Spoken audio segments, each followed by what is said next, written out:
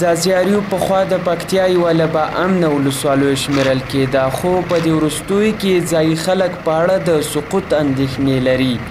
د یادې ولسوالۍ اوسیدونکي وایي که افغان حکومت د ځاځي ولسوالۍ د امنیتي وضعیت په اړه پر وخت اقدام ونه کړي نو دغه ولسوالۍ به د طالبانو لاس ته ولویږي.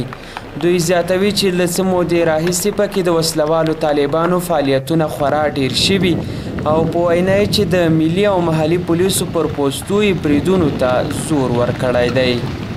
لکه څرنګه تاسو ته بهتر معلومه ده چې د وروستیو کې د اریوب ځاځي ولسوالۍ امنیتي وضع ورځ تر بلې په خرابېدو ده. امنیتي مشکل دي دلته.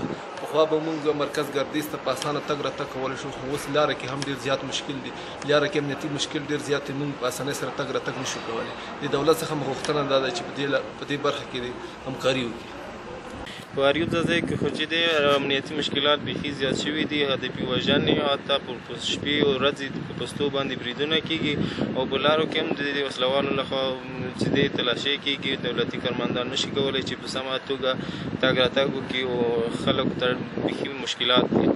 مدني فعال او د ځاځي ولسوالۍ اوسیدونکی سید جمال الدین اسفخیل وایي په دې وروستیو کې د سیمه ییزو پولیسو سرتیرو کورنیو ته د وسلوالو له لوري بېلابېل ګواښونه کېږي. د نوموړي په وینا چې د یادې ولسوالۍ په خیرمنې سیمه کې وسلوال طالبان لوی لارې ته راوځي او دولتي کسان له موټرونو ښکته کوي.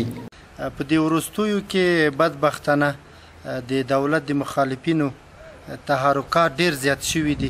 په مختلفو کلو کې محلي پولیسو ته خبرداری ورکړل شوی دی چې دوی باید دندې پرېږدي، حتی ځینو ځایونو کې دندې پرېښودلې. نو هلته امنیتي وضعیت بیخي زیات د اندېښنې وړ دی او د پولیسو په برخه کې چې باید یو ښه رهبري وای متاسفانه هلته هغه شتون نه لري. بل لور ته بیا د پکتیا سیمه ییز چارواکي د ځاځي ولسوالۍ د اوسیدونکو خبرې ناسمې بولي، خو دا مني چې په دې وروستیو کې وسلوالو طالبانو په یاده ولسوالۍ کې فعالیتونه ډیر کړي. د دوی په وینا چې ډیر ژر به په یاده ولسوالۍ کې د وسلوالو طالبانو د ځپلو په موخه چاڼیز عملیات پیل کړي. د جاجاري په سیمه کې دوی ته یو سیمه خلاصه ده چې هلته زموږ سرحدي قطعه تر اوسه نه دي جابجا شوي. بنان په همدې ولسوالۍ باندې فشار او فوکس زیات شوی ده او بیا د لوګر د حضري خوا ته هم له همدې ولسوالۍ نه ځي. داسې په مالي پولیسو ته اخطار ورکړي یا اردو ته اخطار ورکړي. تر دغه برید د دښمن نه ده اصلا کې موږ دوی ته اخطار ورکوو او په دوی پسې د باندې عملیات کوو. دا خبره زه کاملا راتلوم. په اریوب ځاځي ولسوالۍ کې داسې کومه خبره تر اوسه نشته. هلته امنیتي دفاعي ځواکونه بشپړ آمادګي لري او د دښمن ملا ته ماته شوې ده. دښمن صرف په همدغسې خبرو کوشش کوي چې د عام خلکو اذهان مغشوش کړي، همدغه رقم تبلیغات خپروي.